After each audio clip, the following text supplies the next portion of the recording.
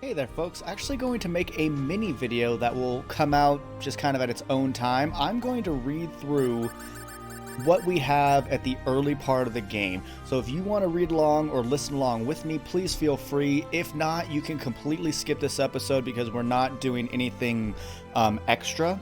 We're not going to play the game at all. I'm just reading through the dictionary. So let's get started with political bodies and places. The Aldean Empire, a nation state, a gigantic military empire that controls a total of 7 sectors, centered on the Nu, Z, Omicron, that's a weird thing, and Psi sectors. It is the only force equal in power to the Pan-Galactic Federation. First contact occurred in SD 710. The Aldean Empire attempts to colonize surrounding star systems by force, and is therefore incompatible with the multiple state philosophy of the Pan-Galactic Federation. This is why the two forces have been in a state of constant warfare since first contact over 60 years ago.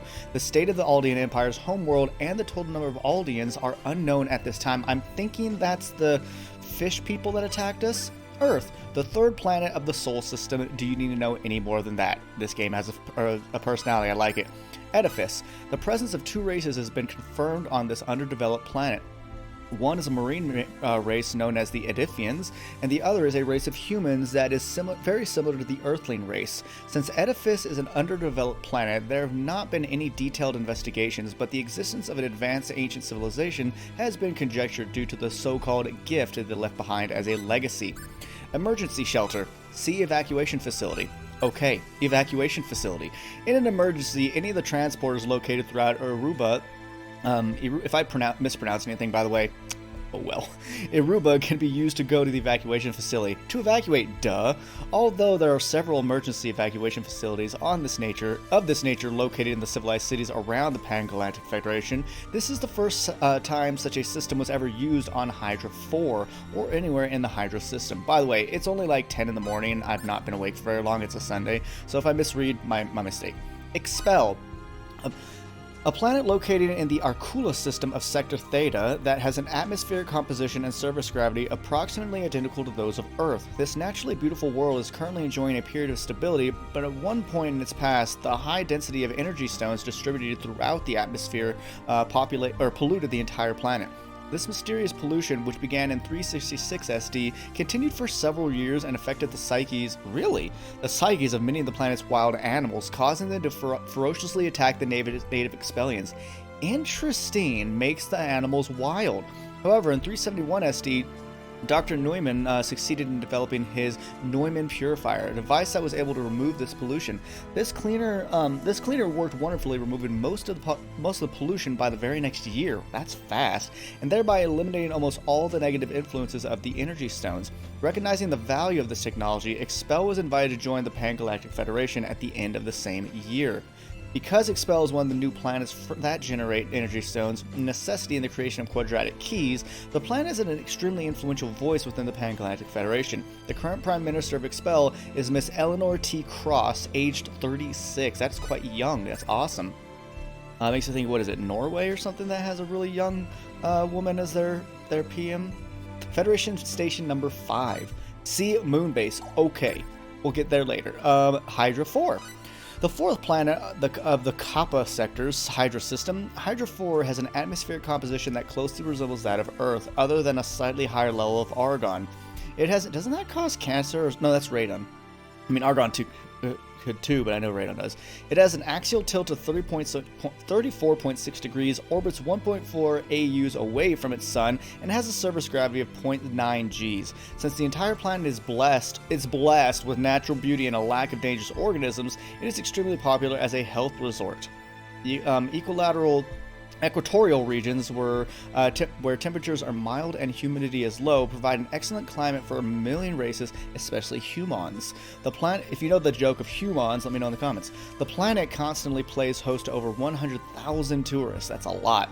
Although it has no native sentient life forms, immigrants from other planets and resort employees have settled here, bringing the planet's total estimated population to approximately 120,000. Nice. Aruba, it's a city. The 14th recreational zone of Hydra 4, Aruba's huge, pristine beach and tropical forest park helped to make those the most popular of Hydra 4's 24 recreational zones. 24. Aruba is popular with a wide range of visitors from all generations, including families, couples, and a large number of celebrities from various fields, such as the circus. Kappa Sector. The sector of the Milky Way galaxy that includes both Hydra System and Remote Station 7. Approximately 40% of it is under the control of the Pan-Galactic Federation. That's a lot for a system. The Lambada Sector.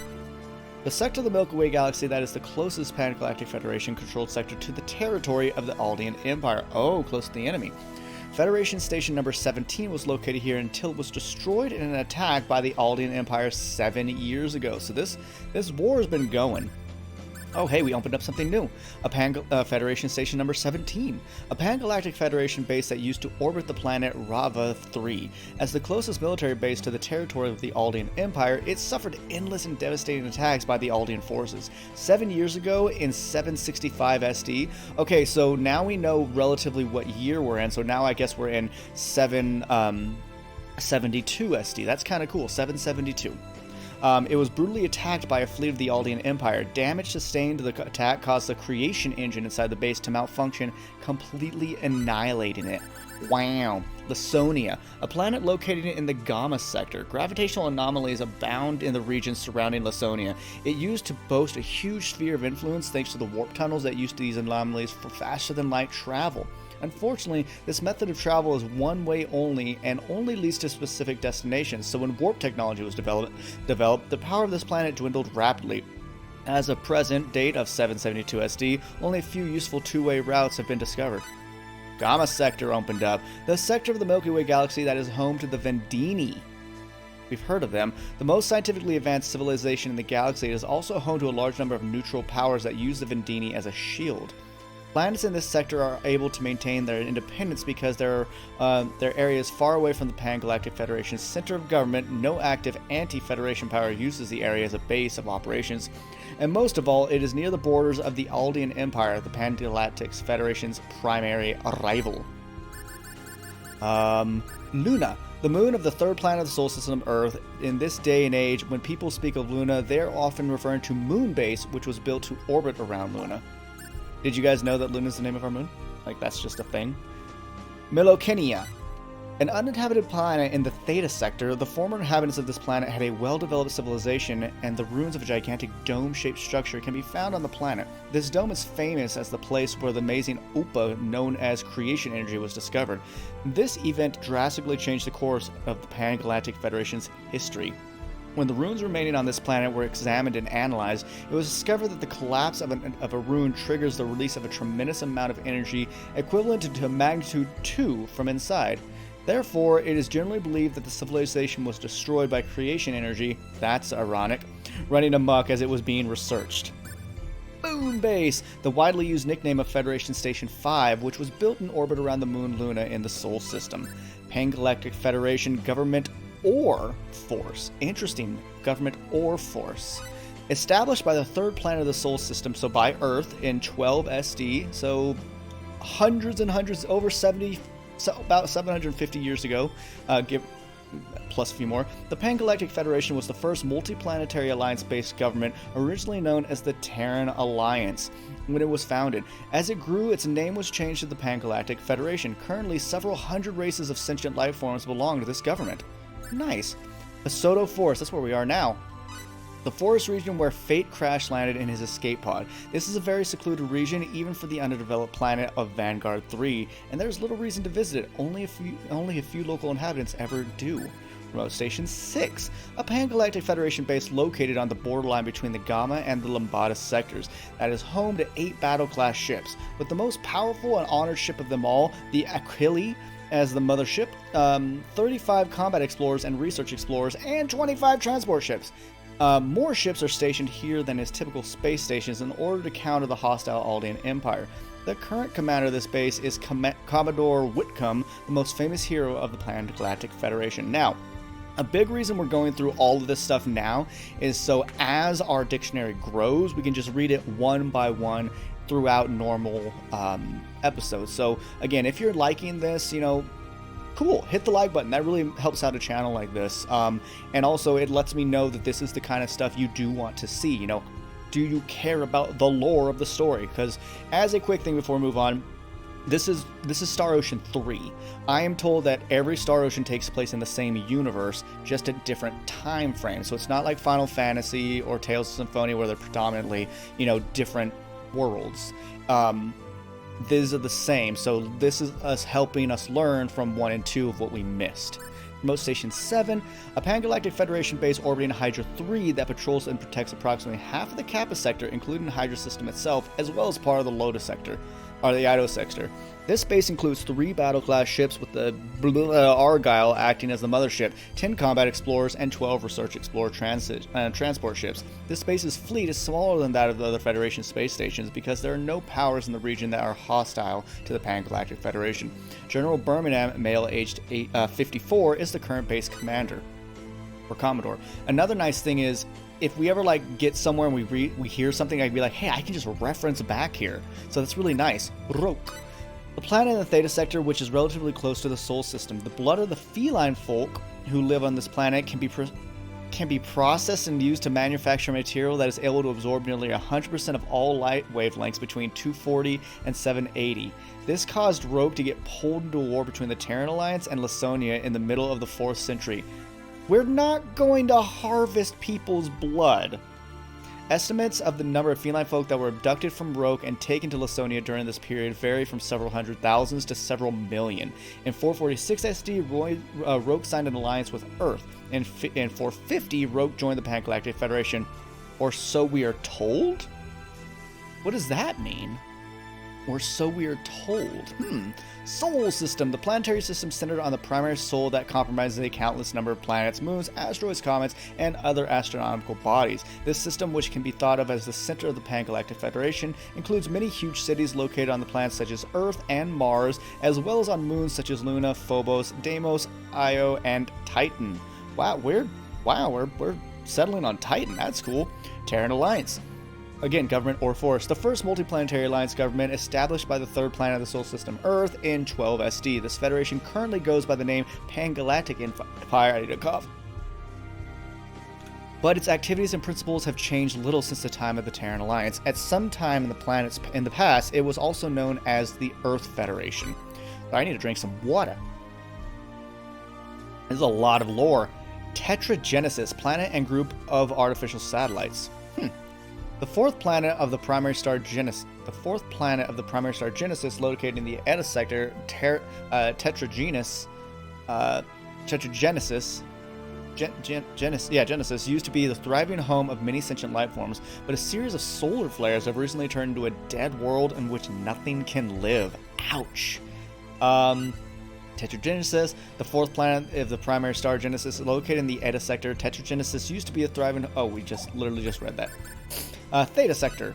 The sector of the Milky Way galaxy that includes the Sol system and the Alcura system. Theta sector is the center of the Pan-Galactic Federation physically, politically, and also historically. Many important Pan-Galactic Federation facilities are located within the sector, including remote stations 1 and 2. Vanguard 3, the 3rd planet of the Vanguard system, which has an atmospheric composition and surface gravity that are very close to those of Earth. Vanguard 3 has an axial tilt of 35 degrees, is a 1.2 AUs away from its parent star, and has a surface gravity of 0.72. It is registered in the Galactic Atlas as having a technological level equivalent to 16th century Earth, so it is considered to be an underdeveloped planet. I think that's where we are now. Its soil is russet colored due to the high percentage of hematite in the soil, and almost all of its population has settled in the forested regions that dot coasts and other areas. The total population of sentient life forms is approximately 200 million. Vendine, a single planet nation located in the Vendini system. First contact was made in 710 SD. That's not too long ago. That's only about 70 years ago. 60 years ago. Although the Vendini possess little power, the sophistication of their science exceeds that of the Pan-Galactic Federation and the Aldean Empire. Oh, so they're probably sought after. This has allowed Vendine to maintain this neutrality despite the delicate balance of power in the region. The Vendini are not hostile to the Pan-Galactic Federation, but on the other hand, they are not particularly friends either. That's fair. Stay, Solitary, Whipple, the town we were just in. The village Fate first arrived on after crash landing on Vanguard 3. So yeah, that is where we are. Sorry, it's been a week since I've recorded. Compromised of farmers and field workers, this village possesses no particular industry. Anything new pop up? Eta Sector. The sector of the Milky Way galaxy that includes Tetragenesis and Remote Stations 3 and 4. Anything else? No. On to people. Oh, this is like specific. Okay, cool. Fade Lion God.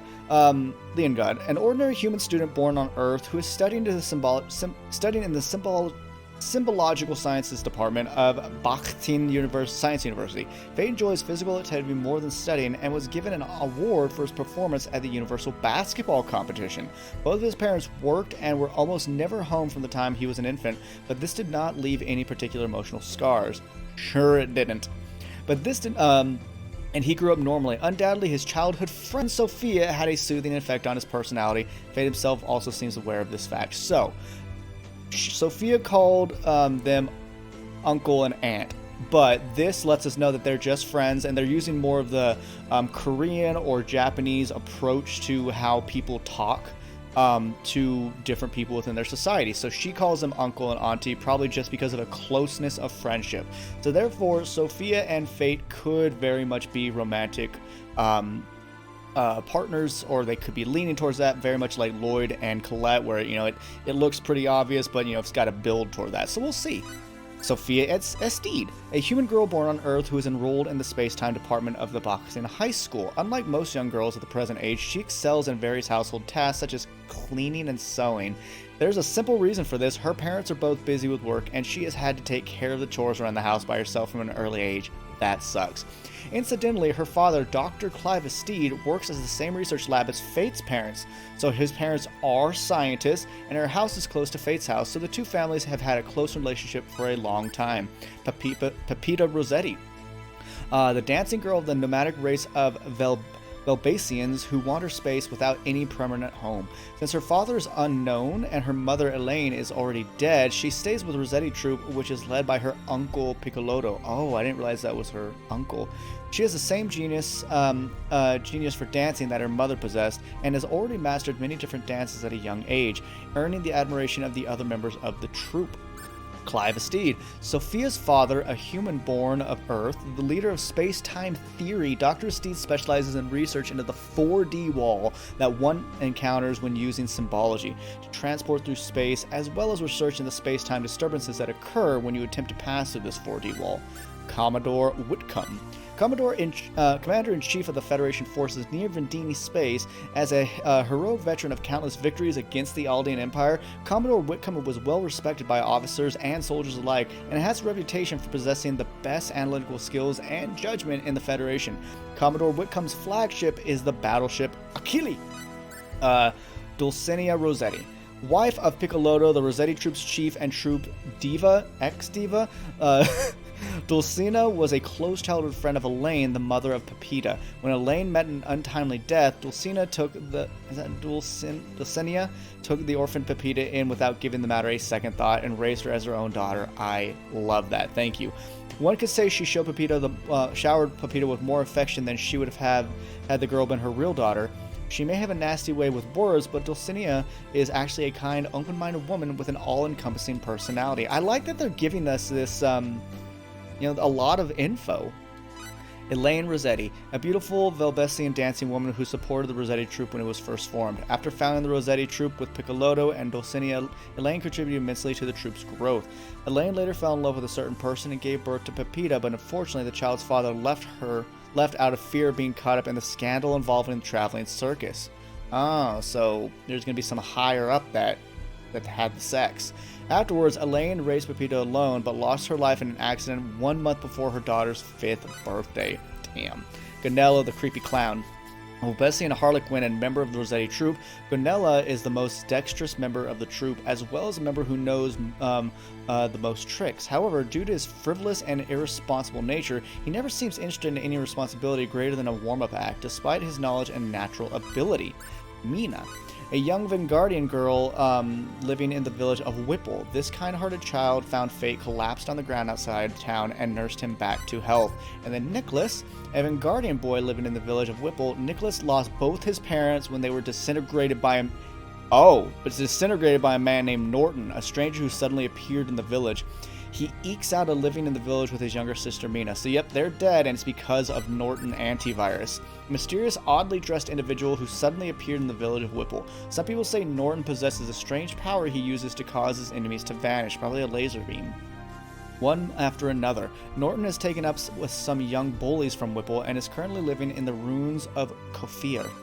Piccolotto Rossetti, the chief of the Rossetti Troop, a circus group that roams the galaxy while single-handedly managing the troop. This hard-working man also puts on an animal trainer act. Piccolotto has adopted the lovingly raised Pepita, the daughter of his kid sister who died at a tragically young age. Quantestori, an Alphalian troubadour in the Rossetti Troop from the island of Flowers, which is located on Earth's Aegean Sea. Oh. Although he grew up on Earth, he never lost his people's characteristic speech and mannerisms. Quantestori possesses the scary ability to soberly recite line after line of poems and other curated materials. Oh, the guy that was stopping us from going into that one room. Robert Langard. A human... Okay, here's Dad. People were asking about him. A human born of Earth and the father of fate. Dr. Langard is the Pan-Galactic Federation's authority on symbology, is an excellent genomorphist, and has published many groundbreaking papers since he was a student. Although he is still young, he is already thought to possess the most brilliant mind of this century. So, Dad is a very important scientist. What about Mom? Born on the Earth's satellite Luna, Ryoko is the beloved wife of Dr. Robert Langard and Fate's mother. Robert was not the only member of the Langard household who is an active researcher. Ryoko also published many papers as a student and showed great promise as a genomorphist. However, after marrying Dr. Langard, Ryoko disappeared from the academia and devoted herself to supporting her husband's research. It is said that the majority of Dr. Langard's research would not have been completed as quickly without her. Many members of academia regret the loss of this beautiful muse. I mean, it sounds like they're working together. That can still net some great stuff.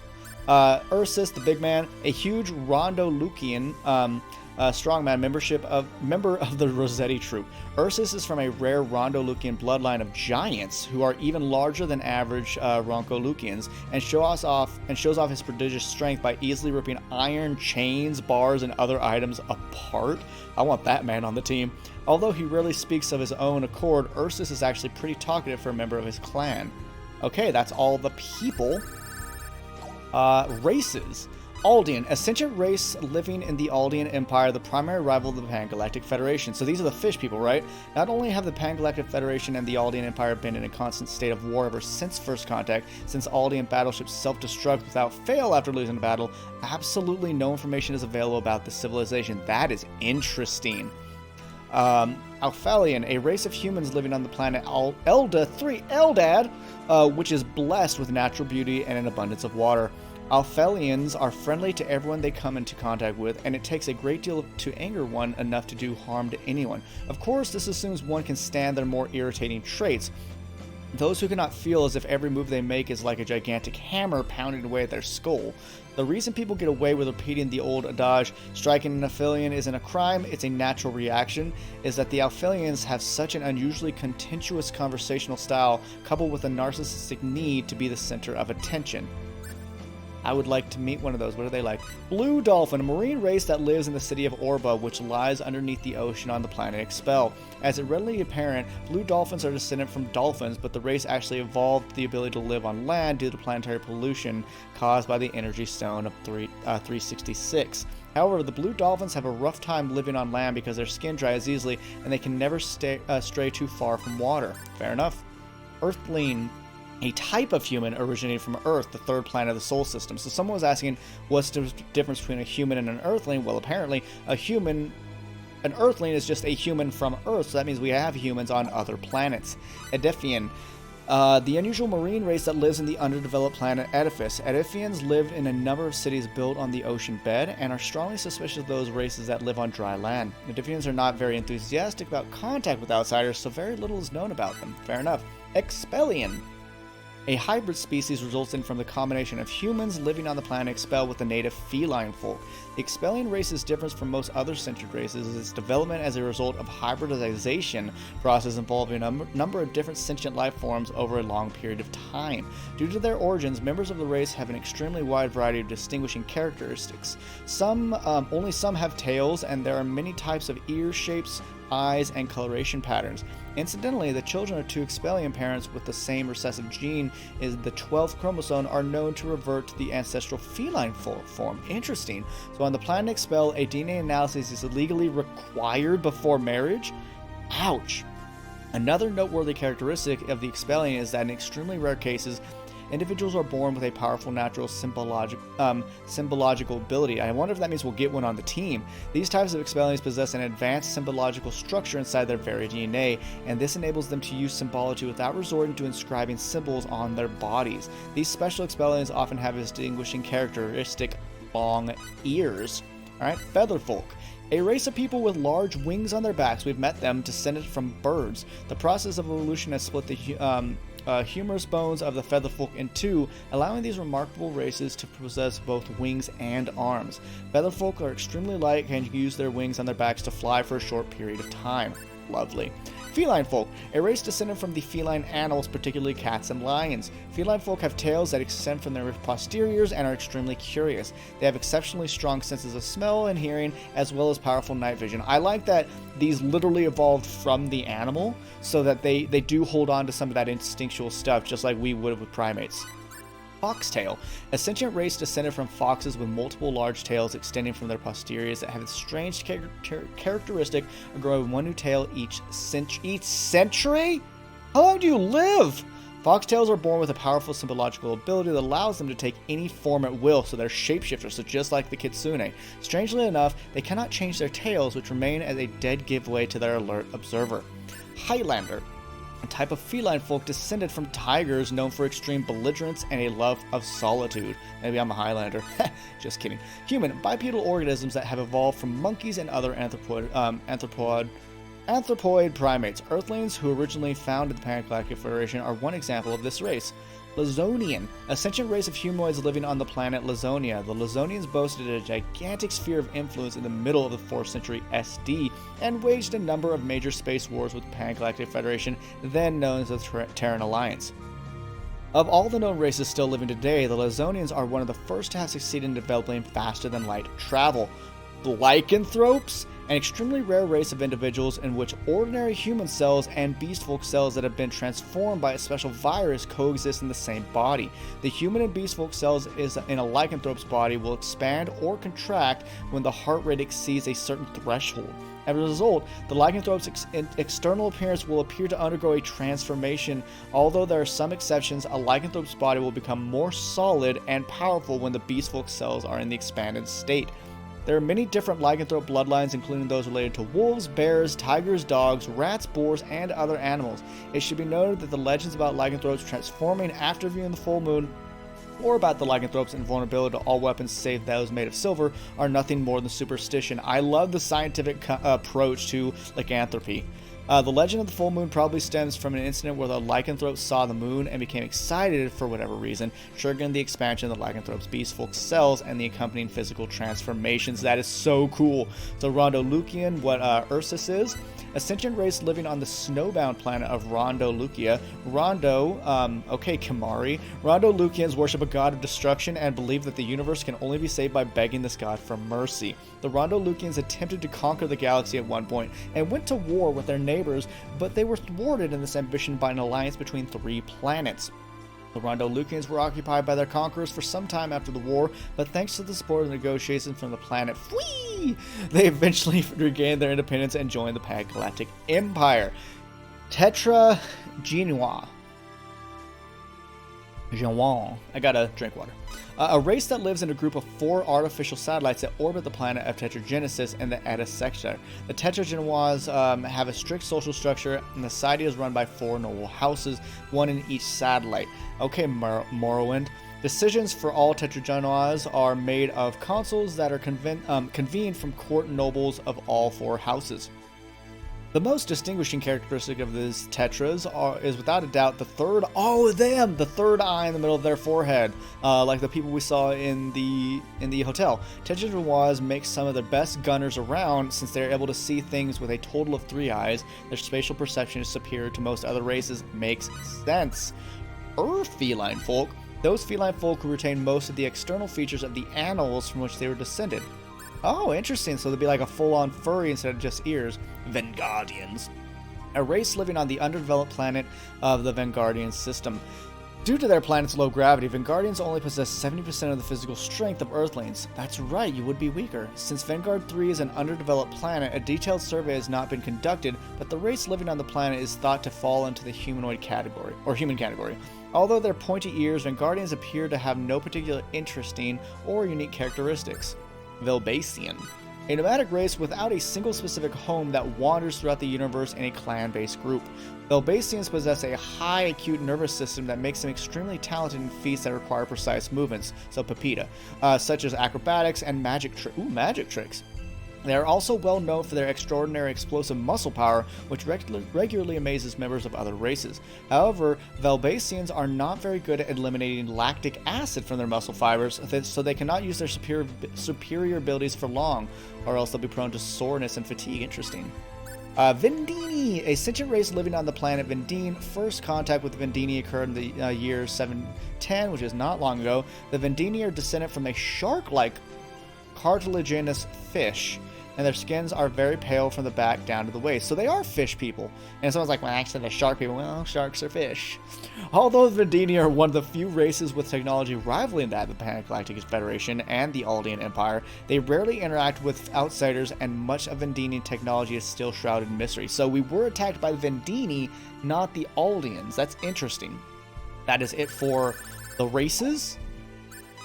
And, oh my goodness, I think we'll do this on another video. Let me know if you want to see another video of just lore. And if you want to, we'll do, we'll do the rest. Oh, Ruins of Kafir. Ancient abandoned ruins located near the village of Whipple. The locals believe that these are the ruins of the tombs of aristocrats that used to rule these areas in the distant past. So, if you want to see the real, like, all this stuff like DNA, what's a pod, what's a transport jammer, let me know in the comments below and I'll make an additional episode. Know that these lore videos will not be part of the normal schedule, to where they'll just be added on to it. They're not going to take up a video slot, so it's just bonus. So let me know in the comments. Thank you all for watching. Hopefully you enjoyed the early game lore dump, but I will see you in the next actual episode 4. Bye-bye for now.